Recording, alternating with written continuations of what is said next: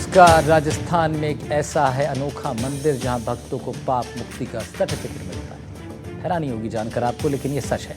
और ये मंदिर है गौतमेश्वर मंदिर, जो प्रतापगढ़ जिले में है। शायद एक ऐसा एकमात्र मंदिर है जहां खंडित शिवलिंग की पूजा होती है। क्यों है ऐसा, क्या है मंदिर की खासियत और मान्यता, रिपोर्ट देखिए।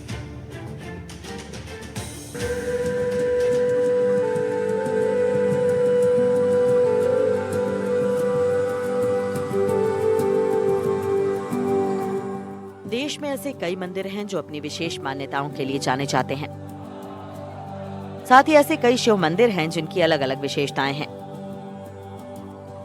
इन्हीं मान्यताओं के मुताबिक राजस्थान में एक ऐसा शिव मंदिर है जिसके लिए कहा जाता है कि यहाँ भक्तों को पापों से मुक्ति मिल जाती है और उसके लिए सर्टिफिकेट भी दिया जाता है।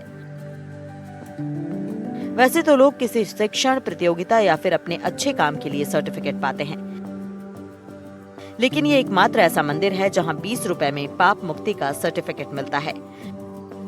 यह अनोखा मंदिर प्रतापगढ़ जिले के अरनोद उपखंड में स्थित है और इसे गौतमेश्वर शिव मंदिर के नाम से जाना जाता है। आज हम मौजूद है आदिवासियों के हरिद्वार कहने वाले गौतमेश्वर महादेव मंदिर में। अभी हम जो मंदाकिनी कुंड है वहां मौजूद है। यहाँ के जो पुजारी है उनसे हम तमाम जो पहलू है यहाँ से जुड़े हुए उनके बारे में सब कुछ बातचीत करेंगे। यहाँ पर 20 रुपए में पाप मुक्त का प्रमाण पत्र भी यहाँ पर दिया जाता है। यहाँ के जो पुजारी है उनसे बात करेंगे। सबसे पहले पुजारी जी नाम बताइए आप। मेरा नाम जगदीश शर्मा है। अच्छा, तो ये क्या प्रथा है, 20 रुपए में पाप मुक्त का प्रमाण पत्र दिया जा रहा है? वो ऐसे दिया जाता है, जान अनजान में कुछ भी हत्या हो जाती है, गिलहरी है, गाय है, मोटरसाइकिल में कुछ मर जाए, अंडे वगैरह, तो समाज कहता है गौतम जी जाइए, स्नान करो, मुंडन कराओ, कुछ दान पुण्य करो और हमारे समाज में फिर आओ। उसको समाज में फिर अलाउ करते हैं। ये प्रमाण पत्र भी मांगते हैं। कोई कोई नहीं आता और चला जाता है तो ये सर्टिफिकेट मिलता है। ये सर्टिफिकेट की मान्यता समाज में है सर, गवर्नमेंट में नहीं है। अच्छा, तो इसकी एक कमेटी भी होगी, हमने सुना है कमेटी भी है। उस कमेटी में बड़े बड़े जो अध्यक्ष है वो भी जुड़े हुए हैं। जी, ये मंदिर समिति की अध्यक्ष, ये सलाहकार समिति है, व्यवस्था समिति। उसमें एसडीओ साहब, कोई भी एसडीओ साहब आओ अरनोद के, अभी अरनोद हो गया उपखंड, तो वो एसडीओ साहब चेयरमैन होते हैं, बीडीओ साहब है, तहसीलदार साहब है, लालगढ़ पंचायत का सरपंच महोदय है, अरनोद के सरपंच महोदय है। ऐसी समिति यहाँ पे है। एक व्यवस्थापक है, या एसडीओ साहब ने रख रखा है पदेन पटवारी को।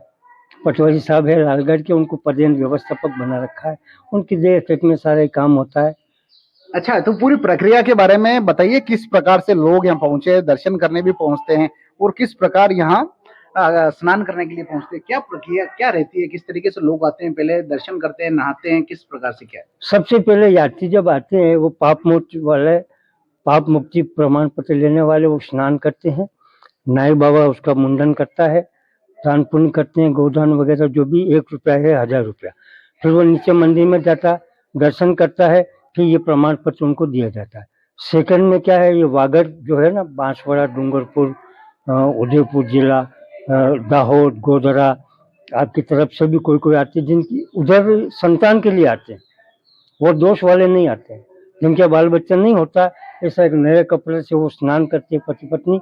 पुजारी उसको स्नान कराता है, जो भी कुछ संकल्प वगैरह बोल बोला कि उनके उस जन्म के पाप दोष, कोई हत्या हो जाती है, वो सब निवारण होता है। और फिर नीचे मंदिर में उसको मन्नत देते हैं। अच्छा, यानी कि बात की जाए तो पाप पुण्य के साथ साथ, यानी कि जिनके संतान नहीं होती हो, हाँ, उन्हें भी विशेष महत्व में, विशेष बहुत जोरदार महत्व है। मैं आपसे बताऊं सर कि साल भर में करीब 1500-1700 बच्चों की मान्यताएं उतरती है। मंदिर के पुजारी जगदीश शर्मा बताते हैं कि यहाँ सर्टिफिकेट लेने वो लोग आते हैं जिनसे जाने अनजाने में पाप हो जाता है या फिर उन्हें अपने पाप कर्मों की वजह से समाज से निकाल दिया जाता है। इस मंदिर के प्रांगण में मोक्षदायिनी कुंड स्थित है और ऐसा कहा जाता है कि इस कुंड में स्नान करने से सारे पाप धुल जाते हैं और फिर उस व्यक्ति को पाप मुक्ति का सर्टिफिकेट दे दिया जाता है। प्राचीन मान्यताओं के मुताबिक गौतम ऋषि पर एक बार गौ हत्या का कलंक लग गया था।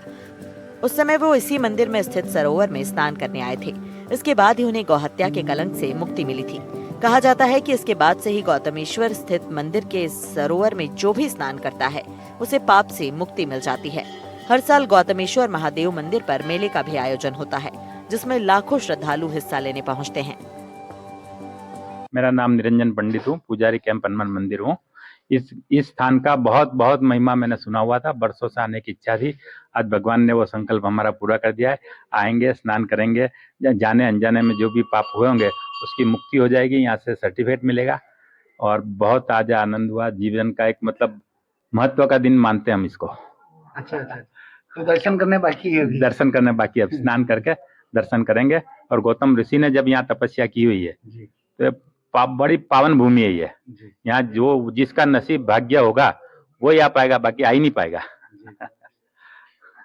अच्छा, तो कौन कौन आए आप लोग? मैं, भाई और हमारे एक श्रद्धालु आए हुए हैं। अच्छा अच्छा, कहाँ पे आपका वो जो हनुमान जी का? अहमदाबाद में आर्मी एरिया में। अच्छा इसके लिए कैंप हनुमान कहा जाता है। अच्छा, वहाँ पर कितने लोग आते हैं? वहाँ तो हर शनिवार को लाखों आदमी आते हैं। अच्छा अच्छा, हाँ, अब यहाँ आकर आपको कैसा लग रहा है? कह रहा हूँ जीवन का अच्छे भाग्यवान दिन मानता हूँ मैं। आज हमारा भाग्य यहाँ आया है और जीवन का बहुत महत्वपूर्ण दिन मानते हैं इसको। आपको बता दें कि गौतमेश्वर मंदिर शायद दुनिया का एकमात्र ऐसा शिवालय है जहां गौतमेश्वर महादेव 2 भागों में विभाजित हैं।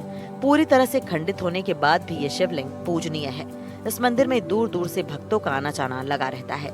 मंदिर के गर्भगृह के पुजारी रमेश भगत का कहना है कि मोहम्मद गजनवी जब सभी हिंदू मंदिरों पर आक्रमण करते हुए यहाँ पहुंचा तो उसने गौतमेश्वर महादेव शिवलिंग को भी खंडित करने की कोशिश की।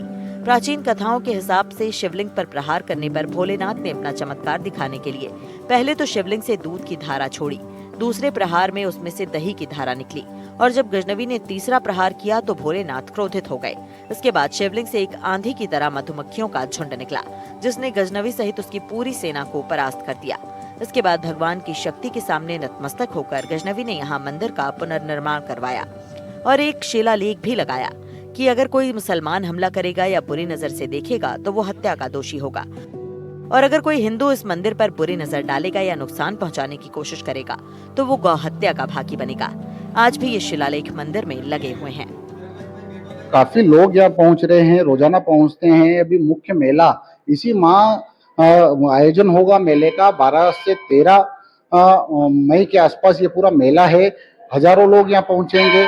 अभी कुछ लोग और यहाँ दर्शन करने के लिए पहुंचे हैं। यह गदालोड का क्षेत्र है, यहाँ पर लोग काफी मौजूद है। लगातार सुबह से शाम तक लोगों की भीड़ रहती है। कुछ लोग मौजूद है, उनसे जानेंगे। नाम बताइए, कहाँ से आए? मेरा नाम अरुण लबाना है। हम बांसवाड़ा जिले के कुशलगढ़ तहसील में टिमड़ा गांव से हैं। अच्छा, ये गदालोड की बात करें, इसकी क्या मान्यता है? ये गदालोड पे ये है कि यहाँ पे जो भी आदमी आता है वो गदालोड करते हैं तो एक तो कमर का दर्द हमेशा के लिए दूर हो जाता है और आने वाली योनि वो अपने को गधे की नहीं मिलती है, ऐसा मान्यता है यहाँ पर।